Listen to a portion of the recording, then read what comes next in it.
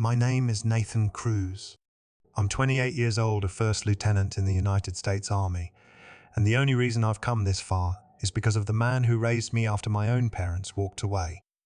I don't remember much about the day they left, just the echo of the front door slamming shut and the way my grandfather's arms felt when he picked me up off the floor.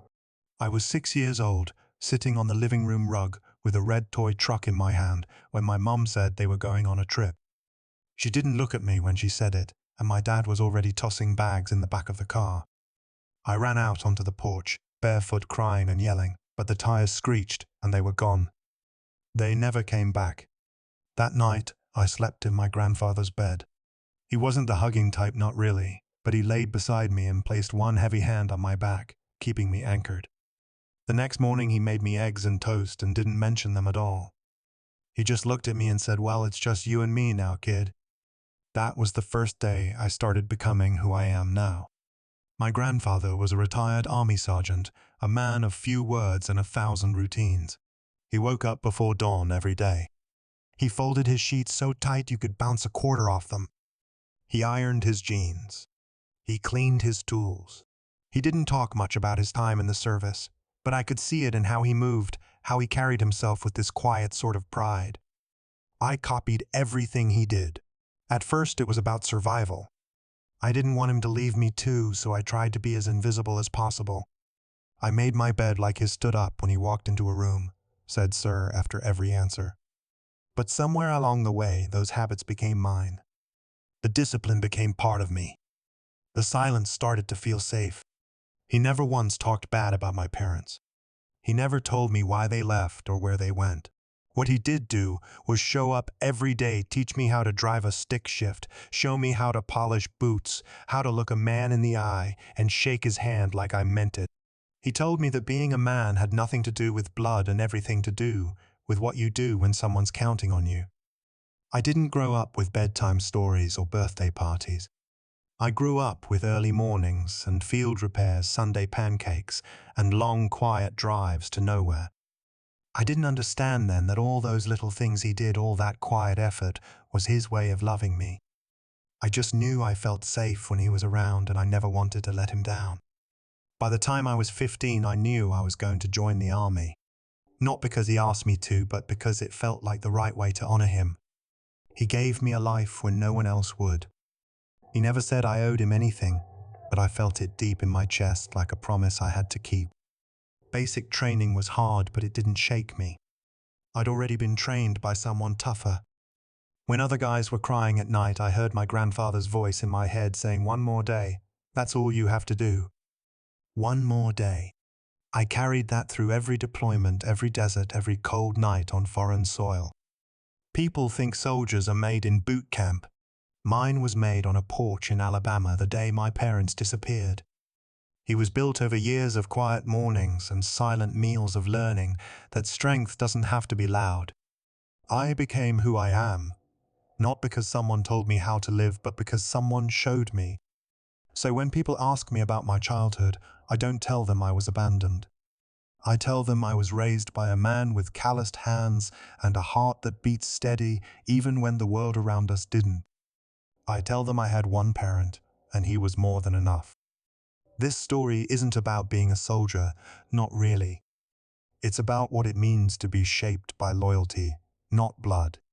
About how the ones who stay define us more than the ones who walk away.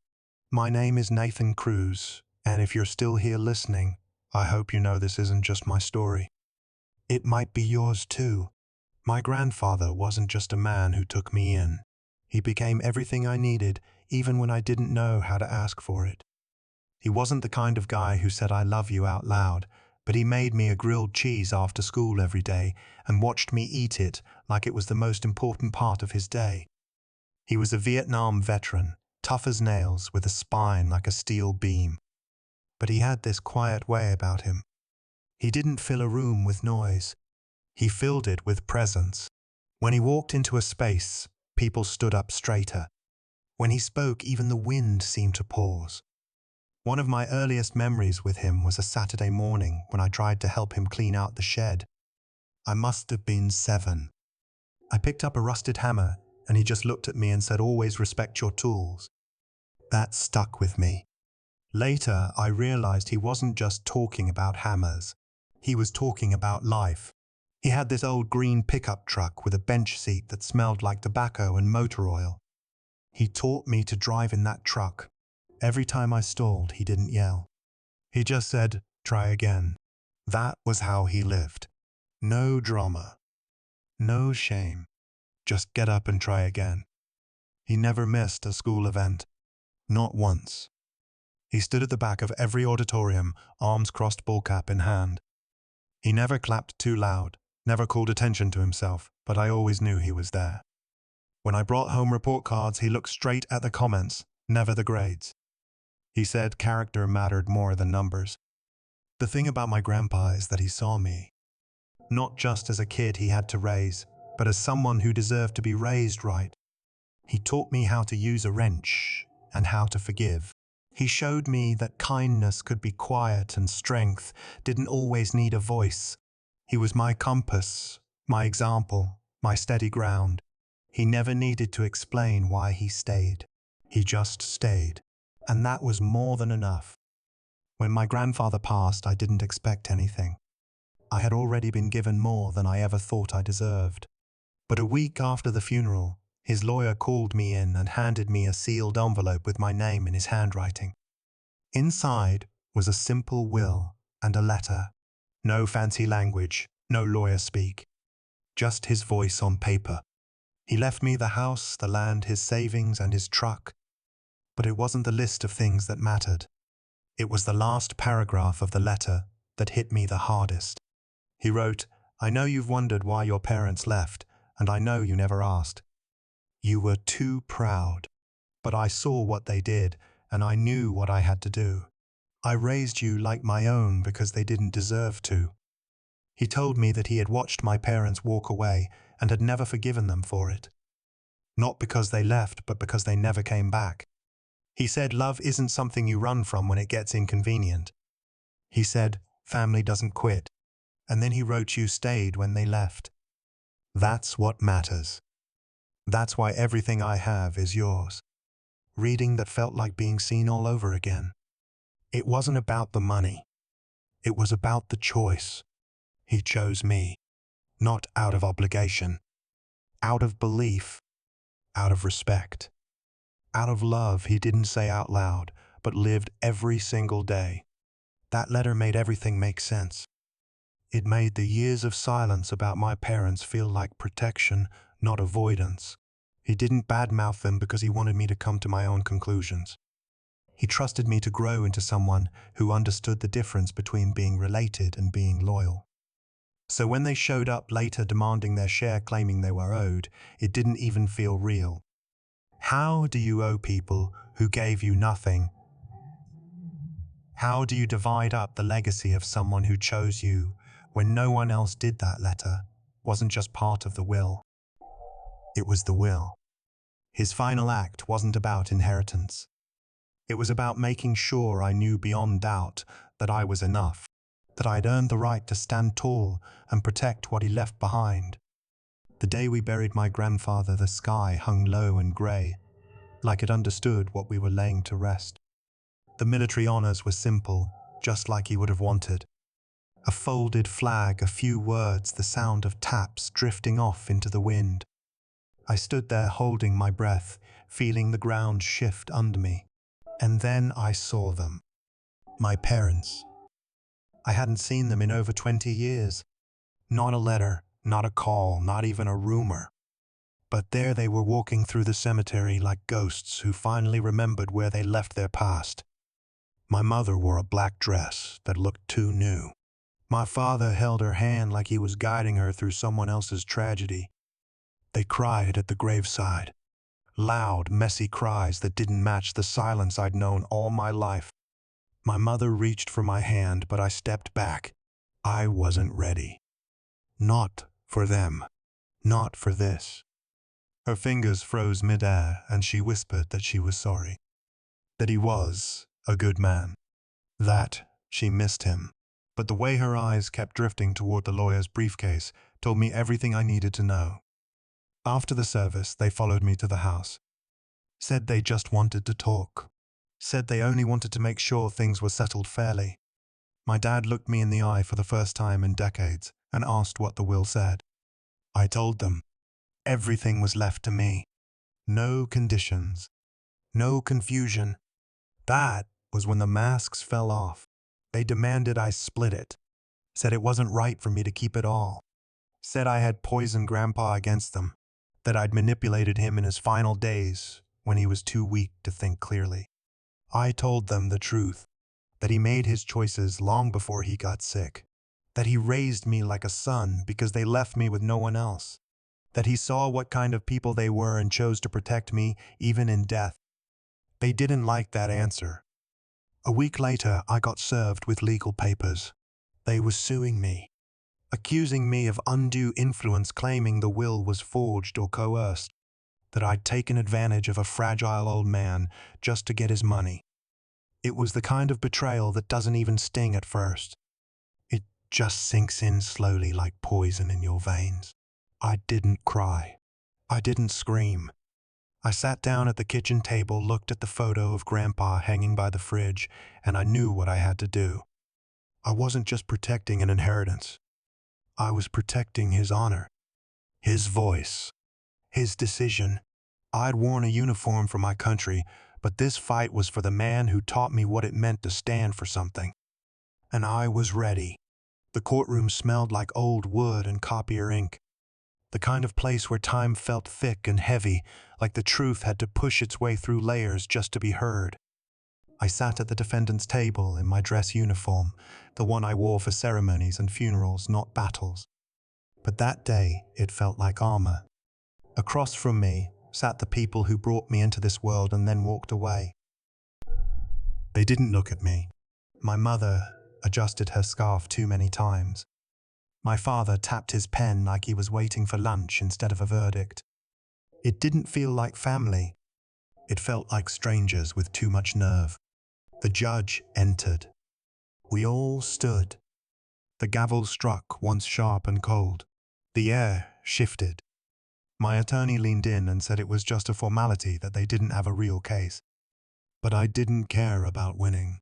I cared about making it through without flinching. They argued that Grandpa was manipulated, that I took advantage of his old age, twisted his mind, isolated him. I listened in silence as they painted me as some calculating opportunist. The same people who hadn't called in decades now claimed they had his best interests at heart. It was almost laughable. Almost. When it was our turn, my lawyer spoke calmly, clearly, and then asked to admit one final piece of evidence. A recording. It came from the lawyer's office, made the week before Grandpa passed, when he insisted on confirming his will in person. I hadn't even known it existed. The audio crackled to life in the silent room. First, it was Grandpa's voice. Firm. Decisive. Saying he was of sound mind. Saying he chose to leave everything to the boy who stayed. Then the lawyer asked if he had informed his biological children. That was when my mother's voice came in. She laughed. A soft, bitter sound. Then she said, I don't care what the old man does. I just want the house.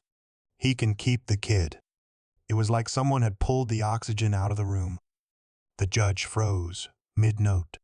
My mother dropped her eyes to the floor. My father didn't move. My hands stayed folded in my lap. I didn't smile. I didn't speak. I just looked forward and breathed. That moment did more than prove the will was real. It showed who they were. It told a story no amount of courtroom performance could rewrite. And in that silence, I felt my grandfather's hand on my shoulder again. Not in flesh, but in spirit. I didn't win because of the law. I won because the truth walked into the room with me. I hadn't needed to fight.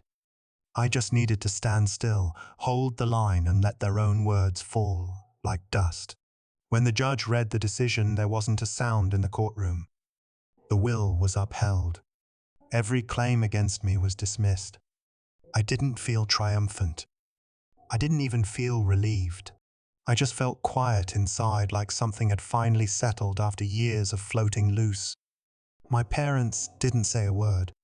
They stood, gathered their things, and walked out without looking at me. For a moment, I wondered if my mother would turn around, if she'd try to explain or cry or ask for something more than the house. But she didn't. She just stepped through the doors like she was closing them on the wrong part of her story. I stayed seated for a while after they left. My hands rested on my thighs. I stared at the judge's bench, the wooden edge of it worn smooth by decades of other people's pain. I wasn't angry anymore. The fight had burned out. All that remained was the quiet weight of what had been defended and kept whole. Driving home, I took the long way, through the streets of town where Grandpa used to take me for ice cream, past the gas station where he taught me to check tire pressure. I didn't turn on the radio. I just let the wind fill the cab of the truck and listened to the gravel under the tires. When I pulled into the driveway, the house looked the same, but everything inside me had changed.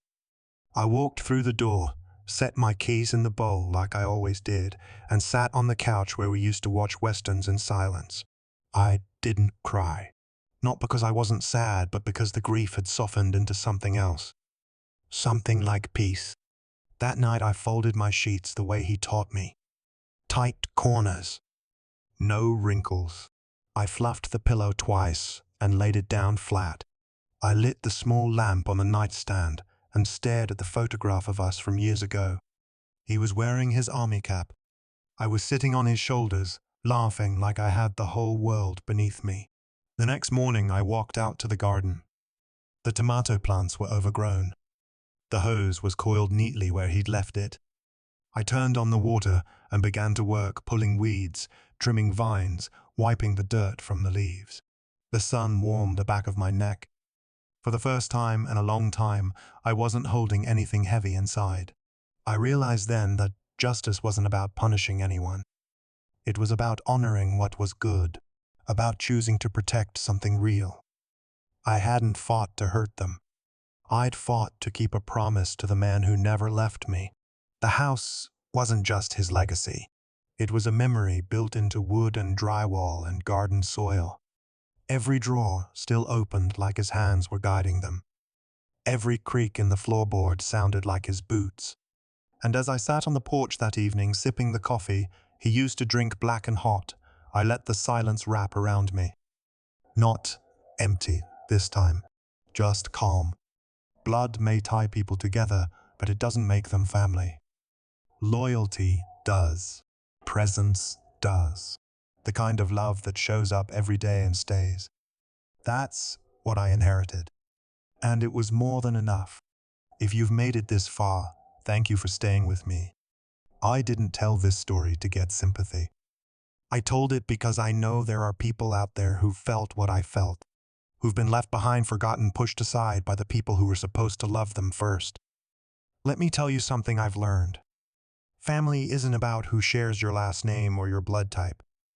It's about who shows up, who stays, who holds your hand through the hard parts, not just when it's easy.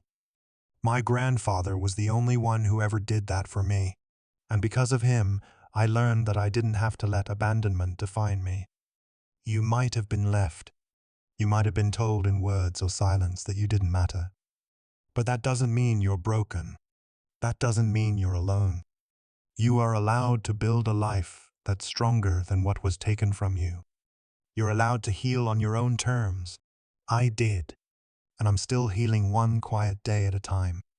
I carry my grandfather's lessons like a compass in my chest. Not just the practical stuff, the deeper things. That your value doesn't depend on who claims you. That love, real love, is earned in small moments and long silences. That loyalty is a kind of legacy too. If you're someone who's been through something like this, I hope you know you're not the only one. Your story matters even if the people who should have listened never did. You're not invisible.